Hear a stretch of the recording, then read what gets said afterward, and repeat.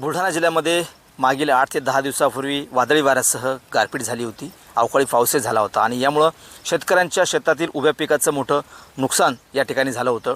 वळती शिवारातील जी द्राक्ष बाग आहे प्रदीप पाटील डुकरे या शेतकऱ्याची, त्यांचंसुद्धा मोठ्या प्रमाणामध्ये नुकसान झालं होतं. मी सध्या त्यांच्या शेतामध्ये आहे. आपण जर पाहिलं तर मागील 8-10 दिवसापूर्वी या द्राक्ष बागेच्या शेतावर म्हणजे द्राक्षावरती गारपिटीचा तडाखा बसला होता आणि आज रोजी त्याचे परिणाम जे आहेत 8 ते 10 दिवसानंतर या ठिकाणी जाणवत आहेत. अक्षरशः द्राक्ष जे ती सडून खाली पडत आहेत, त्याच्यामध्ये किडे पडत आहेत, आळ्या पडत आहेत. मोठं नुकसान जे आहे ते आज रोजी या शेतकऱ्याचं या ठिकाणी झालेलं आहे.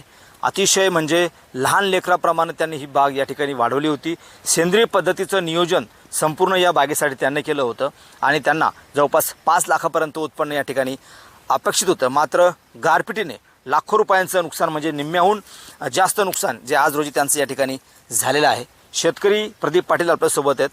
काका, काय नुकसान झालं तुमचं? गारपीट झाली होती, साधारण किती नुकसान झालं? 8 ते 10 दिवसापूर्वी जे पाऊस आणि गारपीट झाली त्यामध्ये बागेचं जवळपास 50 ते 60% नुकसान झालेलं आहे.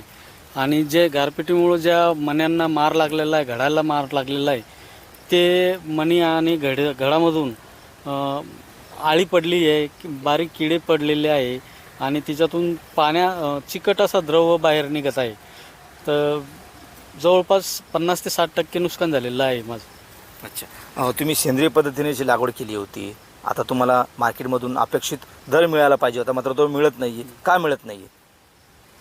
नाही, गारपीट झाल्यामुळं हे मण्यातून जे चिकट पाणी येतं आहे, साखर उतरल्यामुळं त्या साखरेचा जो रस बाहेर निघतो आहे आणि बागेला भरपूर पाणी झाल्यामुळं त्याचं क्रॅकिंग झालं आहे, मणी फुटलेत आणि त्यामध्ये ते आळी आणि ते बाहेर आल्यानंतर तो निम्म्यापेक्षा जास्त माल बांधावर टाकावा लागून राहिला आणि उरलेला माल मार्केटला न्यावा लागून राहिला. त्यात बी 50 रुपये भाव, म्हणजे जो अंदाजे 5-5.5 लाख रुपयाचं उत्पन्न होतं ते आता निम्म्यापेक्षाही कमी उत्पन्न होणार आहे. बरं, आता पंचनामा झाला आहे, महसूल विभागानं पंचनामा केला आहे. सरकारकडनं काय अपेक्षा, तुम्हाला कशी मदत मिळाली पाहिजे?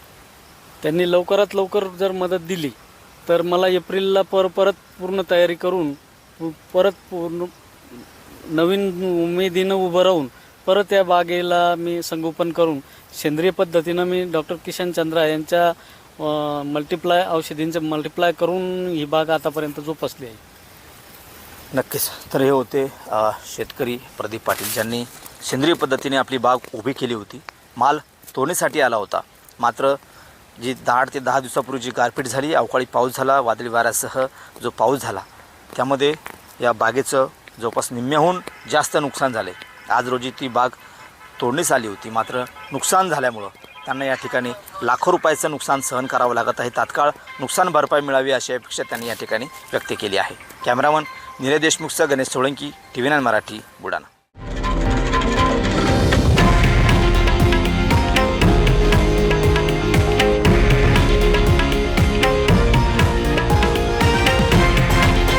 हे आहे देशातील नंबर 1 न्यूज नेटवर्क आणि आपण पाहत आहात TV9 मराठी, एकमेव.